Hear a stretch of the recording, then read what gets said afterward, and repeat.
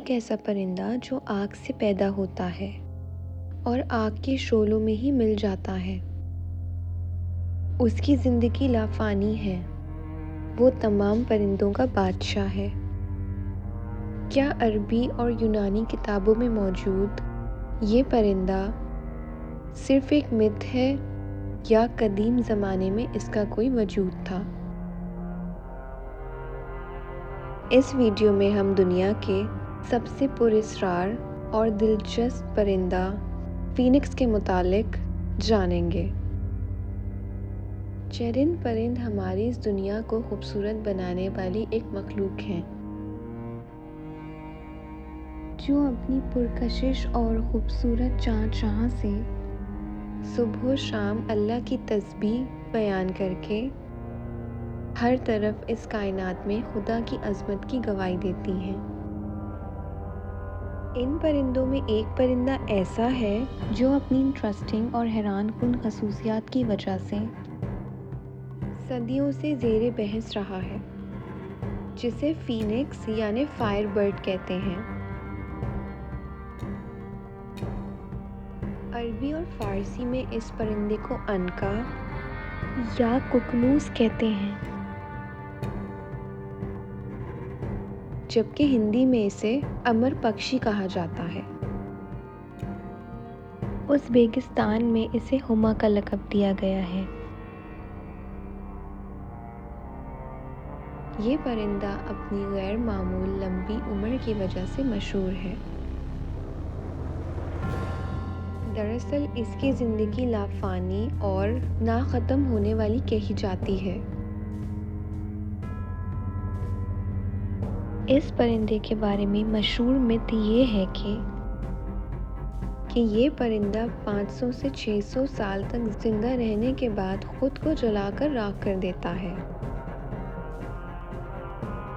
और फिर इसी राख से उसकी नस्ल का एक नया परिंदा पैदा होता है। इस परिंदे के मुतालिक हर तहजीब और अक़वाम में मुख्तलिफ नज़रियात मिलते हैं।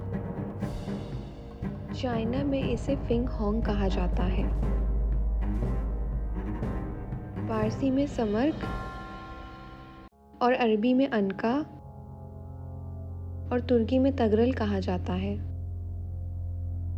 तमाम मुल्कों और कौमों में इस परिंदे के मुतालिक एक सिमिलर बात मिलती है, और वो ये है कि ये एक मुक़द्दस परिंदा है और इसका वजूद खुशहाली की अलामत समझी जाती है।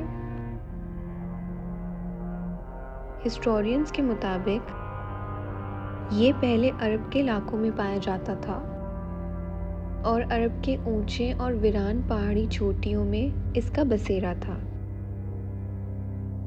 ये परिंदे कोहे काफ में भी पाए जाते थे, जो कदीम दौर का एक पुरस्कार और तारीखी शहर था। अरबी और कदीम यूनानियों के मुताबिक इस परिंदे को तमाम परिंदों का बादशाह माना जाता था, क्योंकि ये इंतहाई ताकतवर था और इसके पंजों में इतनी ताकत होती थी कि ये उन पंजों से एक हाथी को भी उठाने की ताकत रखता था। एक और हैरत अंगेज़ बात ये थी कि उस परिंदे ने कभी भी ज़मीन को नहीं छुआ और ये इस कदर ऊंचाई में उड़ता था कि इसे कोई भी ना देख पाता था। उसकी ज़ाहिरी बनावट भी इंतहाई खूबसूरत होती है, जो रंगों का बेहतरीन मजमुआ होता है। उसके पर जामनी रंग के और उसकी दुम नीली सब सुनहरी, देखने में किसी बड़े अकाब के मानिक होता है। कदीम लोगों के नज़रियात के मुताबिक उसकी एक सिफत ये भी है, ये दुनिया के तमाम उलूम से कनेक्टेड और रिलेट करता है और इंतहाई वफादार भी होता है, लिहाजा लोग इसे लॉयल बर्ड भी कहते थे। 5वीं सदी ईस्वी में हेरोडोटस ने इस परिंदे के मुतालिक कहा था कि अरबी लोग एक ऐसे परिंदे पे यकीन रखते हैं जिसे मैंने सिर्फ तस्वीरों में देखा है, और ये परिंदा 500 सालों बाद खुद को जलाकर दोबारा पैदा हो जाता है। जेके लॉरिक्स ने फिनिक्स के बारे में कहा था कि इसके आंसू बीमारियों के इलाज के लिए इस्तेमाल होते हैं और उनके आंसुओं में बहुत से मर्ज की शिफा रखी गई है।